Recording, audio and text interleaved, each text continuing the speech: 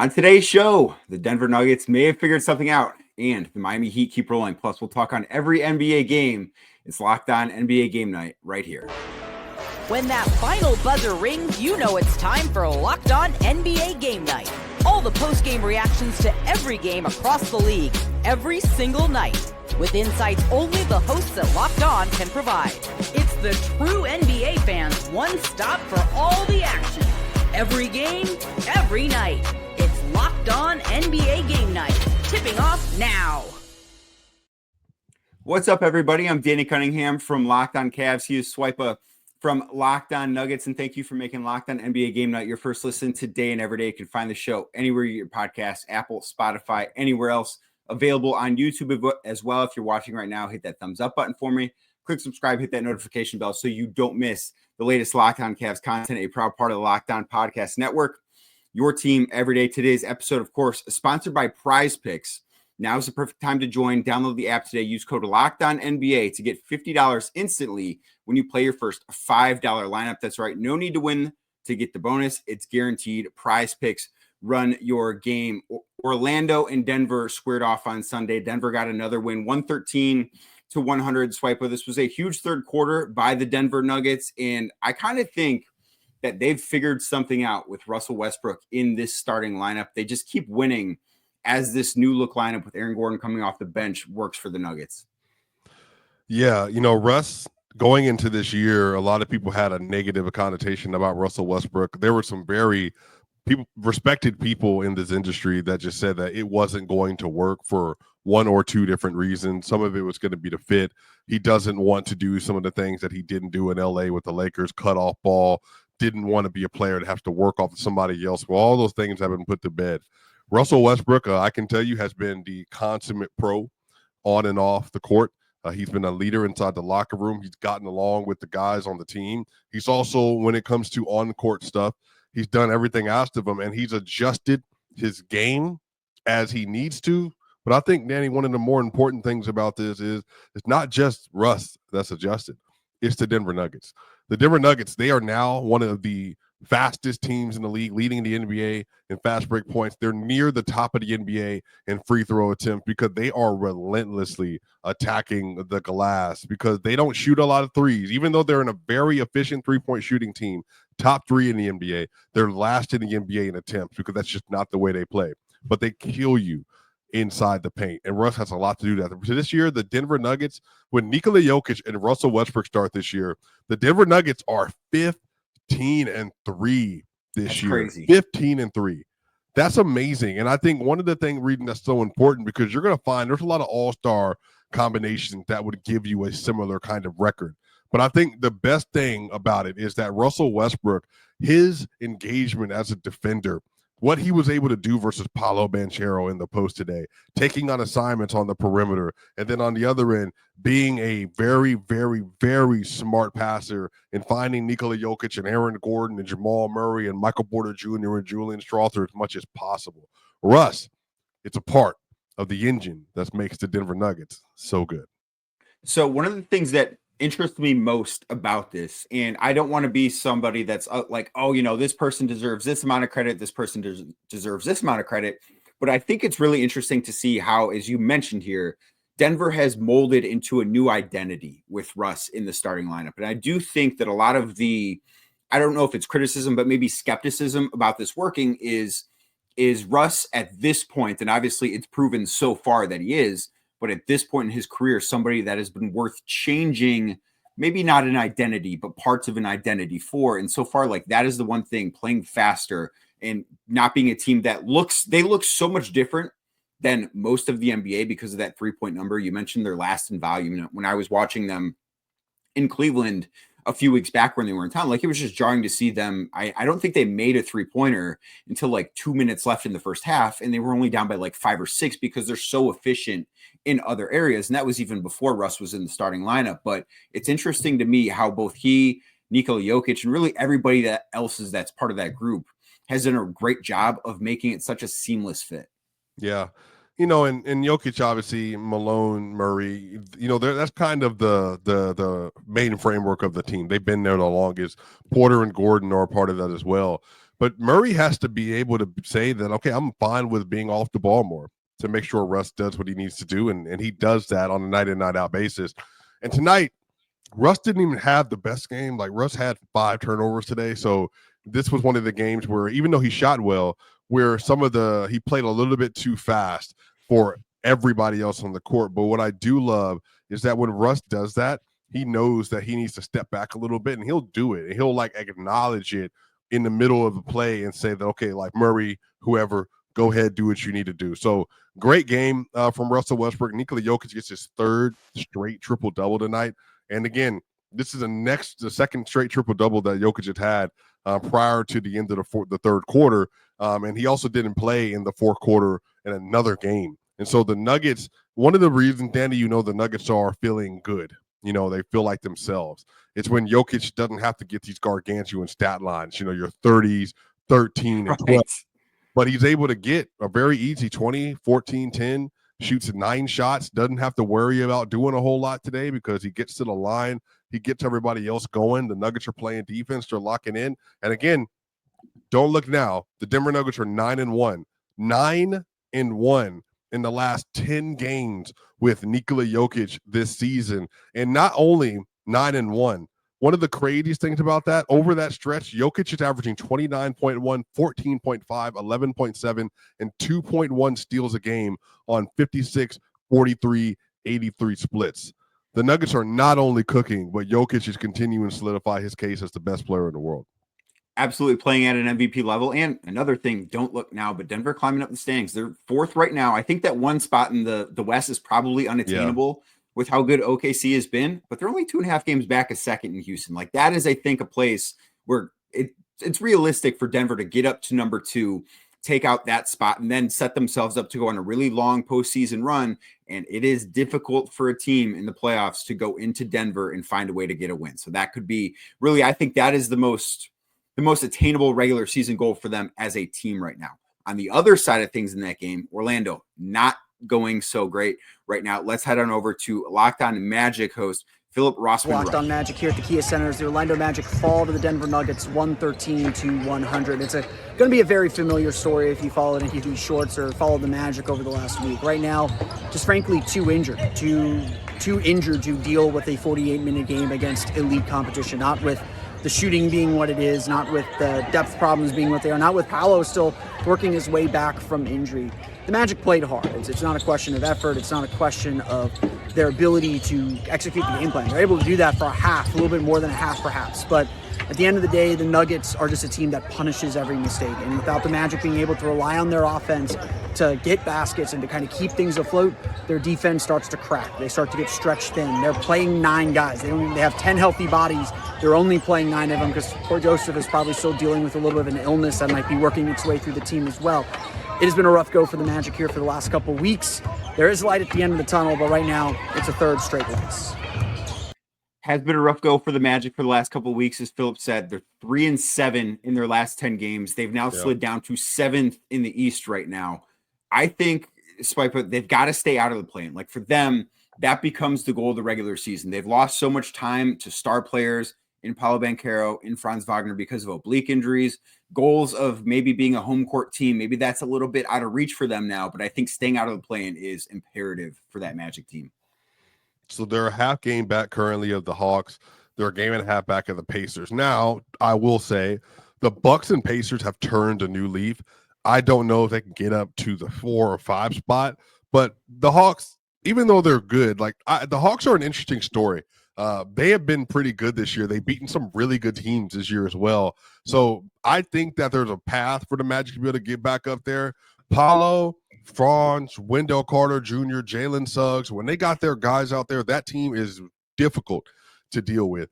And honestly, because of the way things shape out, even if they are in the play-in, Danny, I'm not going to lie to you. Like, if you're telling me I got Paolo and Franz healthy, and on top of that, I'm getting Wendell Carter, getting Jalen Suggs, getting Anthony Black, this new emerging Tristan De Silva, Gary Harris, Kentavious Caldwell-Pope, and then Batazde, they actually have a very strong unit, and I can see them putting just an absolute beating on somebody and making it the most difficult series you will play, especially defensively for the entire playoffs. Right. I don't think that they would win that series, though. I think they'd make it a real challenge for the two teams. I think it's going to be Boston and Cleveland in the top two spots in the East. I think it's going to be a real challenge for them if they see Orlando, but that's not a series that I'm confident saying, yeah, the Orlando Magic are going to be able to beat This one of version those of Boston, teams. do you think? I think Boston's bored. I really do. Version of No, Boston, I don't think is way. going to be Boston in April. They're going I to don't. be better than they The are thing right now. about the thing about being bored though, Boston didn't even play today, and we're getting bored excuses already, Danny. There's no way. There's no way for you to be bored, and you're sitting in your own conference, 6.5 games back of first, when you're trying to repeat your title, and you got to go into Cleveland and go beat Cleveland with Mitch, Garland, and with. Man, I'm telling you, man. Like Danny, you obviously represent Cleveland. I have been on this horse for a while now. Cleveland is the best team in the East for a reason. And so don't sit here and tell me you're bored when there's a team that right now is pacing where you were last year in the East when you ran through everything, man. Boston better get ready. Whatever it is, bored, sleep, tired, better take some Advil, better take a nap, because when you get to the playoff, Cleveland's going to be hunting every single play. Nothing's boring in Miami because there's always drama surrounding the Heat. We're going to talk about their game against San Antonio and, of course, the rest of the games in the NBA right here on Locked On NBA Game Night. Today's show is brought to you by Prize Picks. Basketball season heating up, and there's no better way to get real money action while watching your favorite NBA stars than with Prize Picks. Whether you're a diehard fan or just love some friendly competition, Prize Picks makes it fun and easy to turn your basketball knowledge into cash. So here's how Prize Picks works. You pick more or less on at least two players for a shot to win up to 1,000 times your cash. You think LeBron is going to score 30 points? He scored a lot of points in his career. I don't know if you've been watching him ever. Or maybe you think Trae Young, leader in assists right now in the NBA, is going to have 10 or more dimes in a game. Just pick more or less on those, and Prize Picks will let you make those predictions, put your money where your mouth is in just 60 seconds. Prize Picks also does have flex play, where if one of your picks doesn't hit, you can still double your money. Plus, when you do hit, you get your money fast, sometimes as quick as 15 minutes. It's honestly the best way to keep the game exciting. Now is the perfect time to join. Download the app today. Use code LOCKEDONNBA. That is LOCKEDON NBA to get $50 instantly when you play your first $5 lineup. That's right. No need to win to get the bonus. It's guaranteed. Prize Picks. Run your game. Thank you again for making Locked On NBA Game Night your first listen today and every day. You can find the show anywhere you get podcasts, Apple, Spotify, anywhere else. And also make sure you check out the Locked On Daily newsletter. You can sign up for free now at LockedOnDaily.com. That is LockedOnDaily.com, and start your day with the all-new free Locked On newsletter for whichever team you follow. But swipe with the Miami Heat beat the San Antonio Spurs 128-107 Sunday afternoon. Miami put up 46 points in the third quarter. They hit 8 threes. We call that type of thing in Cleveland a cavalanche. I don't know if maybe this is a heat wave. I don't know if it happens hot enough or it happens often enough down in Miami to be calling that. But all eyes, I think every time the Heat take the floor right now are on, well, what is Jimmy Butler going to look like? And I do have to say, I've been a little surprised in watching the 2 games that he's played since he came back from his 7-game suspension for conduct detrimental to the team. I've been a little surprised with how engaged he's been. Well, you're going to get a lot of opinions on Jimmy Butler. I have always been pretty high on Jimmy. Jimmy's just not going to be completely disengaged. Jimmy just doesn't take a lot of shots. And I think that's really what people are looking for. Like, Jimmy's not a high volume scorer. He hasn't been a high volume scorer in years. Like, even 2022, Danny, he was second team All NBA that year, averaged 22 points a game. He was just very efficient. Like, maybe now that's what it is, right? Maybe if Jimmy got back to a point where he's able to get to 22 points a game, he's taking enough shots to get there, then yeah, that's a different discussion in total. But I think overall, they are still a very dangerous team. Tyler Hero is an all-star this year, and there's an argument to be made that Tyler Hero's been one of the 4 best guards in the Eastern Conference this year. So they have a lot of guys that can actually go get it. Jokic is playing a lot better this year. Ware coming off the bench, dominated, had 25 points today. Bam Adebayo, still one of the best defenders in the league, even though he's been super inconsistent as an offensive player.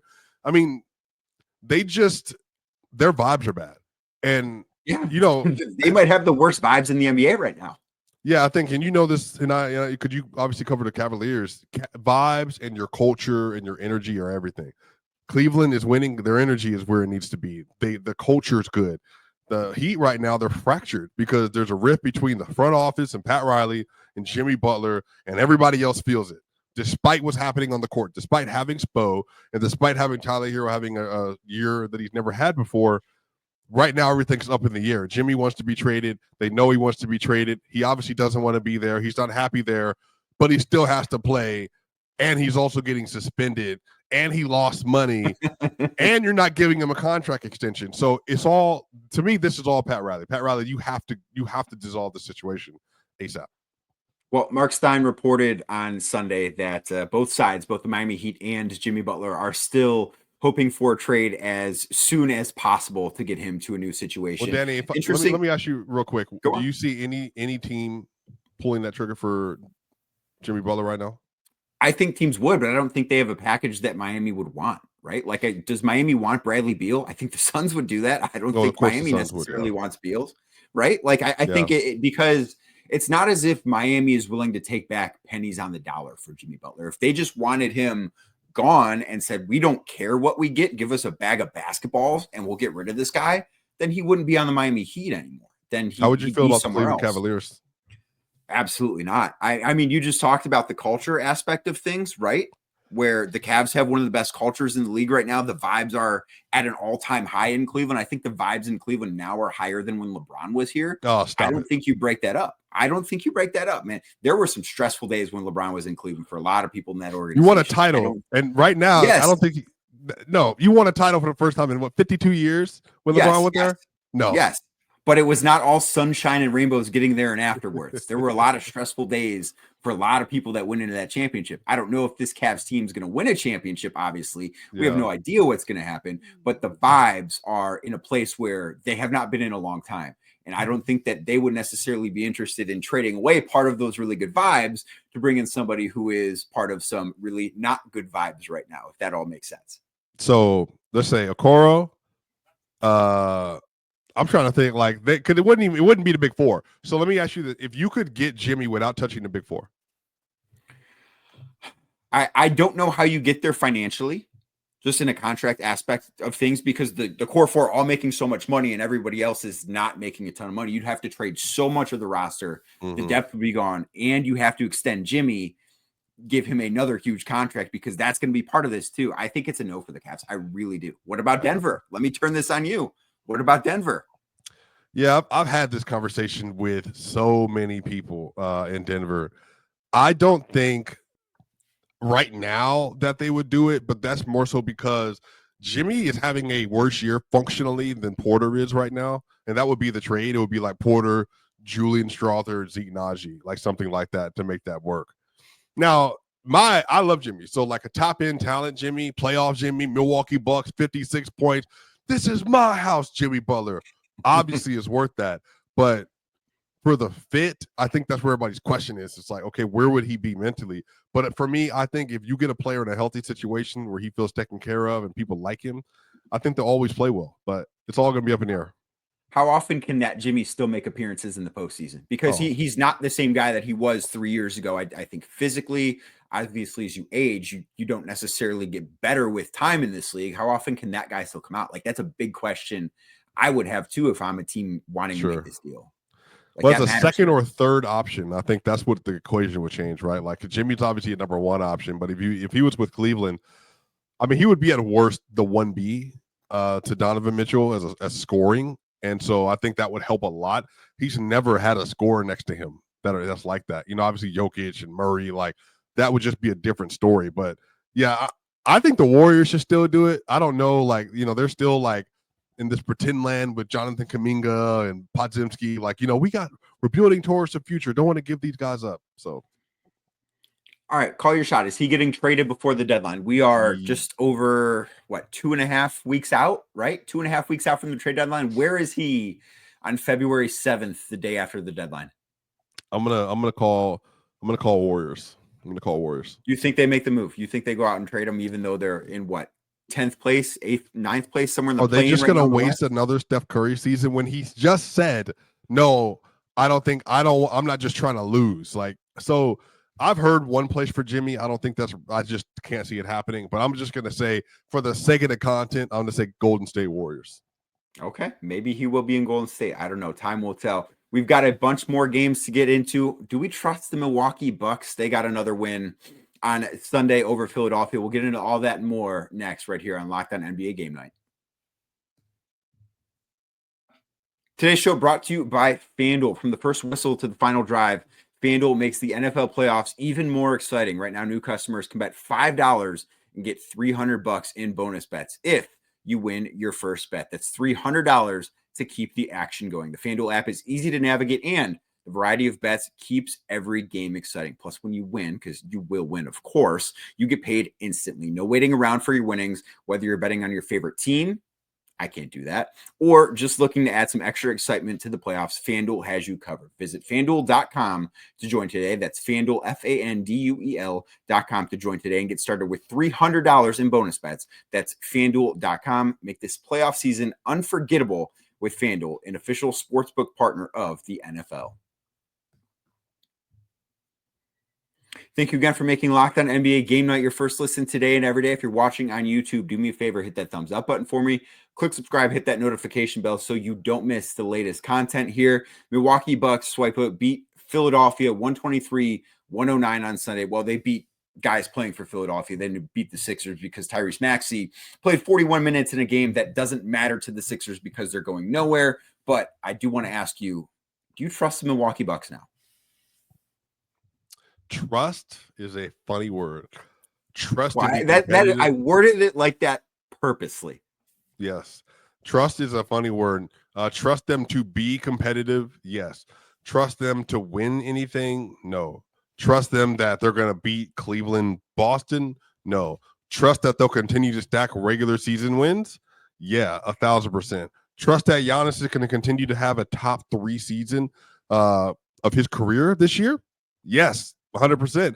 Giannis just today, for the audience, if you didn't watch this game, even though obviously it was a runaway, 34 points on 17 shots, 14 free throws, made 8 of them, had 15 rebounds and 6 assists, and he was a plus 25, utterly dominated the Philadelphia 76ers today. Again, not without their best players. So, yes, I do trust that they're going to continue to make a run. I think they're going to stay in around the middle of the pack in the Eastern Conference, and they're still going to be a hard out in the East this year. What about you? I believe in them to be a home court team in the East. I don't believe in them to stay healthy when it matters in the postseason, because you look at the age of their starting 5, right? And I understand Chris Middleton now coming off the bench as their pseudo 6th man, I guess. But Giannis is the youngest guy in that group. Like, I don't trust Damian Lillard necessarily as a defender, and I think that is a big part of why I don't believe in them when the postseason comes around. But I think ultimately they're going to be a team that is going to finish probably 4th or 5th. And if that happens, I'm fascinated to see how a rematch with the Indiana Pacers could potentially go in the first round. After that was the first round series last year. Now, that was a different Bucks team because of who all was injured and not in the lineup. But that's kind of if I could pick each team's first round opponent, I think that's the one I'd pick. I'd pick that matchup. Well, that's a Pacers. They feel good about that matchup too. Don't look, the Patriots their defense is coming together as well. Again, when they're healthy, the Bucks, they're gonna be fighters, and Giannis is gonna continue to fight. But I think their roster is severely flawed. I think they're missing a lot of defenders. I think Brook Lopez can move like a dinosaur versus certain matchups, especially versus the Pacers. So yeah, I can see them losing in the first round, and I can see them making the conference finals. Elsewhere, Oklahoma City beat Brooklyn 127-101. Shai Gilgeous-Alexander, 27 points, 10 assists in just 29 minutes on 14 shots. We talked about Jokic. We talked about Giannis as the seasons they're having. What do those guys have to do? Because I think right now it's probably fair to say SGA is the MVP favorite. Is there something those guys can do to supplant him that you see, Swipa? Well, Giannis, no. I think this is a 2-man race. SGA has the wins, and so I think he's also going to have the narrative since he never won an MVP award. He's having one of the best scoring seasons for a guard of the modern era. Like, people haven't checked out some of his numbers. He's shooting around like 57, 58% from 2 this year, which is basically on par with Shaquille O'Neal in the paint in the 2000s. Not bad. He's been he's a fifth or fourth. He's like probably the fifth best defender on his team. One of the best guard defenders in the league. He guards wings. He takes advantage of like a lot of ISO matchups. He's the offense for the Thunder. So Jokic is the only person that can do it. Now, the thing about Jokic is if the Nuggets get up to the 3 seed, 2 seed, I think it's going to be hard to not give him the award, given he's going to still be the best player in the world. I don't think a player impacts winning more than Jokic, obviously. I think most people agree on that. But I think the thing is the Nuggets are going to have to push for 53, 54 wins because the Thunder, I mean, they're going to win 64 at least games Right. this year, probably. I think if they get above 65, I'm not sure there's anything Jokic can do because I think the winning component matters to a lot of voters, Sure. especially for somebody who has not won an MVP yet. Mm-hmm. So I think if the Thunder, even though that roster I think is vastly better than what Denver has right now around Jokic, and I think Jokic is the best player on the planet at the moment, but I think if they get to 65 or 66 wins, then you start to think, okay, well, we have to value winning to a certain extent. And there's such a large gap. Like if it's 12 or 13 games between the two teams, like I just think SGA is going to be the answer. Even if everything else might favor Jokic, it's going to be close enough that says, now you might want to give it to this guy. Yeah, I know that's a struggling thing for a lot of people. I think, again, like if you look at SGA's overall season, like just from a per minute standpoint, he's just been one of the most impactful players of the 2020s. This year. And so, Jokic's thing is like, if the Nuggets, the thing Jokic will not get credit for is just that his team has been so hurt. Aaron Gordon missed half the year so far. Murray has missed a lot of time. Murray was also just not playing well. But then as soon as they got healthy, now they're running through everybody. And so that's the thing. If the Nuggets keep winning, then I think that's where the story actually comes from. Because like, how do you beat a 2 seed, best offense ever on the court, 30-point triple-double basically on the year and versus a 35-5 player. But either way, whoever wins this award this year between the two is going to be well-deserving. Oh, absolutely. As far as that goes, could not agree with you more. And then heading out to the Battle of LA, the Clippers beat the Lakers 116-102. Clippers had 3 guys score 20-plus points plus. Kawhi Leonard had 19 points in 24 minutes. Question I have for you about the Clippers. If a healthy full version of Kawhi Leonard is ever a thing again, can he make this team a contender out west? Oh, 100%. Yeah, like not even a question. 100%. Like a healthy James Harden, Norman Powell playing at all-star level. Ivica Zubac been one of the best bigs in the NBA this year. You got Chris Dunn, Derrick Jones Jr., and then you got Amir Coffey, Mo Bamba, and Batum around them. So you got good defenders around them. You got good interior defense. You got shot makers in Harden, Norman Powell, and Kawhi Leonard. And then you got a guy, like a real guy. James Harden's still a version of a guy, 1,000%. But Kawhi can reach levels that like not many people can reach in this league. So 100% they can be contenders. The one thing that I think really does point to that being true is how good they are defensively. You mentioned some of those guys that are great defenders. I don't know what Kawhi Leonard will ever be on the defensive end of the floor. Like, I don't think he's going to be prime Kawhi as a defender ever again, partially because of the load that he'll have to carry offensively too. But I don't think that we necessarily talk about how good LA is on that end, partially because the Thunder are number 1 in defense and there's such a wide gap between number 1 and 2.